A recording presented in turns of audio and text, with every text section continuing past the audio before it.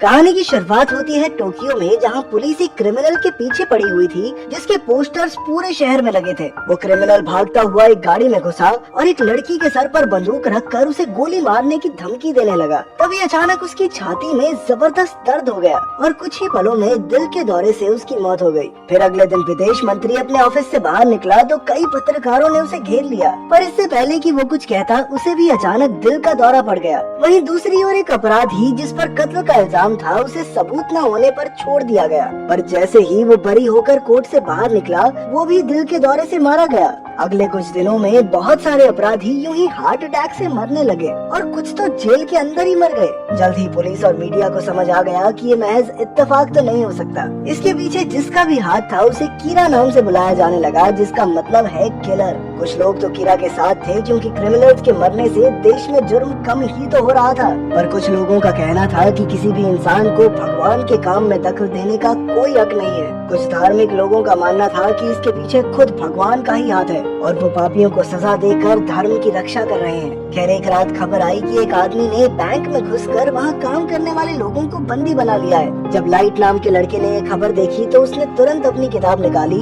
और उस पर अपराधी का नाम लिख दिया। इसके कुछ ही पलों बाद टीवी पर खबर आई कि अपराधी की हार्ट अटैक से मौत हो गई। फिर अगले दिन कॉलेज में लाइट और उसकी गर्लफ्रेंड शियोरी कीरा के बारे में बात कर रहे थे। शियोरी का कहना था कि कीरा कानून को अपने हाथ में लेकर बहुत गलत काम कर रहा है, पर लाइट ने कहा कि ऐसे इंसान का हो सकता है कि कानून से विश्वास उठ चुका हो। कुछ हफ्तों पहले ही उसने पुलिस की एक वेबसाइट को हैक करके देखा था कि कई केसेस में अपराधियों को बिना पकड़े ही केसेस को बंद कर दिया गया। फिर एक रात वो एक बार में गया जहां उसने कुछ क्रिमिनल्स को आपस में बातें करते हुए सुना कि उन्हें मासूम लोगों पर जुर्म करने में कितना मजा आता है। जब लाइट उन्हें घूर रहा था तो एक अपराधी ने उसे चाकू दिखाकर कहा कि उनका कोई बाल भी बांका नहीं कर सकता। ये सुनकर शियोरी को भी बुरा लगा, पर लाइट ने उसे पूरी कहानी नहीं सुनाई। असल में जब लाइट बार से बाहर निकला तो उसने गुस्से में अपनी कानून की किताब कचरे में फेंक दी। तभी अचानक उसकी नजर जमीन पर पड़ी हुई एक किताब पर पड़ी जिसका नाम था डेथ नोट। वो किताब को उठाकर घर ले आया और उसने उसका पहला पन्ना पढ़ा। उस पर लिखा था कि जिसका भी नाम इस किताब में लिखा जाएगा उसकी तुरंत ही मौत हो जाएगी।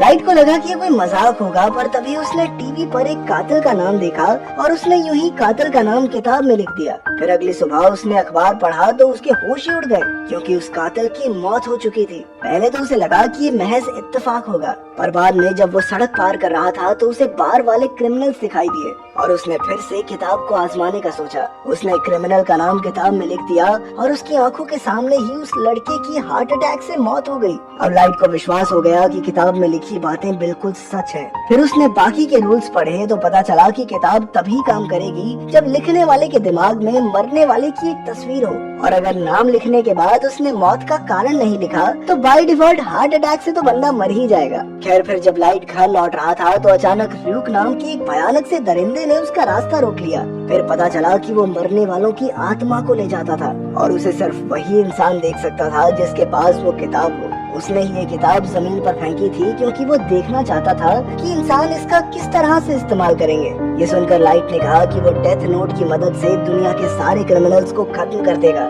इसके 4 महीने बाद पुलिस अब भी कीरा को ढूंढ रही थी, पर उसका कोई नामो निशान नहीं था। इसके बाद हम डिटेक्टिव सोइचिरो को देखते हैं जो असल में लाइट के पिता थे। उन्हें कैसे भी करके कीरा तक पहुंचना था, इसीलिए उन्होंने एल नाम के एक जीनियस आदमी से बात की जो सिर्फ लैपटॉप के जरिए बात करता था। एल ने पूरी दुनिया के खुफिया अपराधों पर रिसर्च करके पता लगाया था कि कीरा जापान में ही रहता है। फिर उसे ढूंढने के लिए एल ने एक प्लान बनाया। उधर लाइट ने टीवी पर एक खबर देखी जो पूरी दुनिया में दिखाई जा रही थी। इसमें डिटेक्टिव ने ये दावा किया कि उन्हें कीरा के खुफिया सबूत मिल गए हैं। स्क्रीन पर डिटेक्टिव का नाम देखकर लाइट ने तुरंत उसका नाम किताब में लिख दिया और वो उसी पल मर गया। तभी अचानक स्क्रीन पर एल का लोगो आया और उसने कहा कि ये सब उसके प्लान का एक हिस्सा था। जिस आदमी की मौत हुई वो कोई डिटेक्टिव नहीं बल्कि एक अपराधी था और ये खबर पूरी दुनिया में नहीं बल्कि सिर्फ जापान में ही दिखाई जा रही थी। इस तरह ये तो साबित हो गया कि कीरा जापान में ही रहता था। अंत में एल ने कीरा को धमकी देकर कहा कि वो उसे फांसी की सजा दिलवा कर ही रहेगा। लाइट उससे बदला तो लेना चाहता था, पर ना तो उसे एल का असली नाम पता था और ना ही उसका चेहरा, और इसीलिए वो कुछ नहीं कर सकता था। उधर अगले दिन एल ने पुलिस वालों को अपनी आगे की रिसर्च बताई, जिसमें उसने देखा कि मरने वाले लोग कॉलेज के समय के बाद ही मरते थे। इसका मतलब ये था कि कीरा एक कॉलेज स्टूडेंट है जो क्लास के दौरान लोगों को नहीं मारता। उधर लाइट भी पुलिस सिस्टम को हैक करके उनकी बातचीत पर नजर रखे हुए था। तभी उसे याद आया कि किताब में लिखा था कि वो लोगों की मौत के कारण और समय का फैसला खुद कर सकता है। फिर उसने किताब में कॉलेज टाइम के दौरान का ही समय लिख दिया और इस बार उनकी मौत का कारण भी कुछ अलग लिखा। अगले दिन जब दिन में भी लोग मरने लगे तो एल को समझ आ गया कि कोई तो कीरा तक उनकी बातें पहुंचा रहा है। अब एल ने सभी पुलिस वालों और उनके परिवार पर नजर रखनी शुरू कर दी। कुछ दिन बाद लाइट र्यूक के साथ कहीं जा रहा था कि उसे एहसास हुआ कि कोई उनका पीछा कर रहा है। र्यूक ने बताया कि ये आदमी 2 दिन से उसका पीछा कर रहा है। कुछ देर बाद लाइट और शियोरी एक बस में बैठे और ये आदमी उनके पीछे बैठ गया। लाइट ने तुरंत उससे पूछा कि वो उसका पीछा क्यों कर रहा है, पर उस आदमी ने इस बात से साफ इनकार कर दिया। तभी अचानक एक आदमी बस में घुसा और उसने बस को हाईजैक कर लिया। लाइट ने देखा कि ये वही अपराधी था जो कुछ दिन पहले जेल से भागा था। लाइट ने तुरंत उसका नाम एक कागज पर लिख दिया।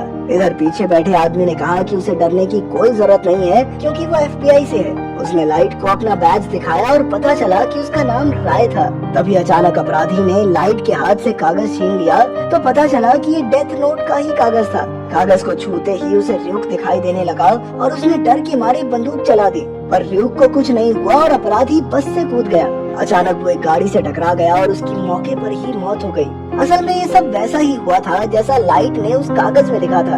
अब लाइट को ये पता चल चुका था कि पुलिस उस आदमी को ढूंढ रही है जो अंदर की खुफिया जानकारी बाहर पहुंचा रहा है। लाइट राय को मारना चाहता था, लेकिन इसका इल्जाम उस पर लगने का काफी खतरा था, इसीलिए उसने इस केस से जुड़े सभी FBI ऑफिसर्स को ढूंढना शुरू कर दिया। उधर राय अपनी पत्नी नायोमी से मिला और कहा कि वो आज बाहर नहीं जा पाएंगे। इसके बाद राय वहाँ से निकल गया तो नायोमी को उस पर शक हुआ और वो भी उसका पीछा करने लगी। जब राय ट्रेन में घुसा तो नायोमी ने देखा कि उसने एक एनवेलोप निकाला जिसमें कुछ कागज और एक रेडियो था। तब लाइट ने दूसरे डब्बे से अपनी आवाज बदलकर राय से कीरा बनकर बात की। जब राय ने उसे ये साबित करने को कहा तो लाइट ने राय के साथ बैठे हुए आदमी को मार डाला क्योंकि वो भी एक क्रिमिनल था। फिर लाइट ने राय को धमकी दी कि अगर तुमने मेरी बात नहीं मानी तो मैं ट्रेन में मौजूद हर एक इंसान को मार डालूंगा। आखिरकार राय ने लाइट के कहे मुताबिक अपने लैपटॉप से इस केस के सभी FBI एजेंट्स के नाम निकाले और उनकी तस्वीर देखते हुए उनके नाम कागज पर लिख दिए। उसी पल से सभी FBI एजेंट्स एक एक करके मरने लगे। इधर जैसे ही राय ट्रेन से निकला तो उसे भी दिल का दौरा पड़ गया। तभी नायोमी दौड़कर उसके पास आई, पर बहुत देर हो चुकी थी। अंदर लाइट ने मुस्कुराते हुए वो कागज उठाए और पता चला कि ये डेथ नोट के ही कागज थे। उधर पुलिस स्टेशन में सोइचिरो ने सबको बताया कि कीरा उनके एजेंट्स को मारने लगा है। सबकी जान खतरे में थी, इसीलिए सोइचिरो ने सबको बिना सवाल पूछे नौकरी छोड़कर जाने का मौका दिया। ज्यादातर लोग बाहर चले गए और कुछ ही ऑफिसर सोइचिरो की मदद करने के लिए रुके। अब मामला बहुत गंभीर था, इसीलिए उन्होंने असलियत में एल से मिलने का फैसला किया। जब वो एल से मिले तो एल तो एक जवान सा लड़का निकला। एल ने बताया कि कीरा अपनी मर्जी से लोगों के मरने का समय और कारण तय करता है, पर इसके लिए उसे लोगों का नाम पता होना चाहिए। इसीलिए अब से एल ने सबको कोड नेम्स इस्तेमाल करने को कहा। फिर एल ने ट्रेन स्टेशन का कैमरा देखा तो उसमें राय मरने से पहले किसी की तरफ इशारा कर रहा था। फिर उसने सभी पुलिस वालों के परिवारों पर एक हफ्ता नजर रखने का फैसला किया। साथ ही हमें पता चला कि नायोमी भी FBI में ही थी और उसने एक समय पर एल के लिए भी काम किया था। वो अपने पति की मौत का बदला चाहती थी, इसीलिए वो खुद छानबीन में जुट गई। जल्द ही उसे बस ड्राइवर से उस दिन बस में हुई घटना के बारे में पता चला। अंत में वो लाइट से मिलने उसके कॉलेज गई, पर लाइट ने कहा कि वो इसके बारे में कुछ नहीं जानता, मगर नायोमी को फिर भी उस पर शक था।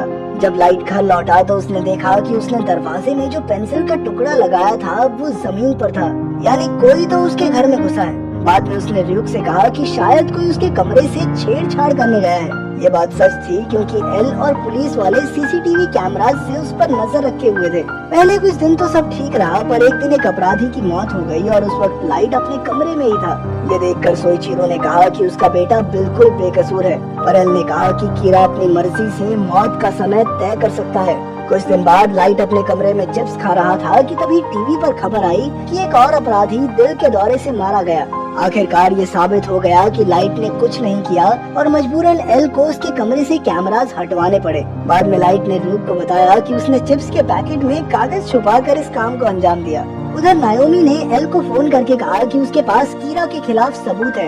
इधर लाइट शाओरी से मिलने एक आर्ट गैलरी में पहुंचा, पर शाओरी तो नायोमी के कब्जे में थी। नायोमी ने लाइट से कहा कि उसे कबूल करना होगा कि वही कीरा है, पर लाइट इस बात से इनकार करता रहा। तब नायोमी ने उसे अपना असली नाम बताया ताकि लाइट उसे मारने की कोशिश करे और ये साबित हो जाए कि असल में वही कीरा है। तभी लाइट ने अपना पेन निकाला और एल ये सब कैमरा से देख रहा था। जल्द ही पुलिस आ गई और शाओरी लाइट की तरफ आ गई।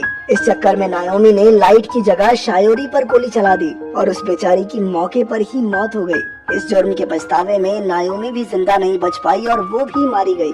बाद में रियुक ने जब लाइट से बात की तो पता चला कि वो तो बिल्कुल भी दुखी नहीं था, बल्कि ये सब तो उसके प्लान का हिस्सा था ताकि उसका नाम केस से पूरी तरह हट जाए।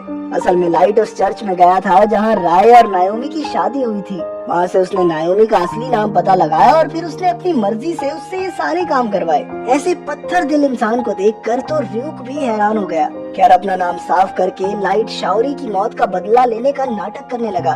तब सोई चोरों ने उसकी मदद के लिए उसे एल से मिलवाया जो वहीं चिप्स खा रहा था, जिसकी आड़ में लाइट ने अपने प्लान को अंजाम दिया था। वहीं दूसरी ओर मीसा नाम की एक लड़की एक गुंडे से पीछा छुड़ाकर भाग रही थी कि अचानक वो दिल के दौरे से मर गया। तभी मीसा को जमीन पर वही किताब डेथ नोट पड़ी हुई मिली और यहीं पर कहानी खत्म हो गई। अगर वीडियो पसंद आई तो लाइक कर देना, चैनल को सब्सक्राइब कर देना। मिलते हैं अगली वीडियो में।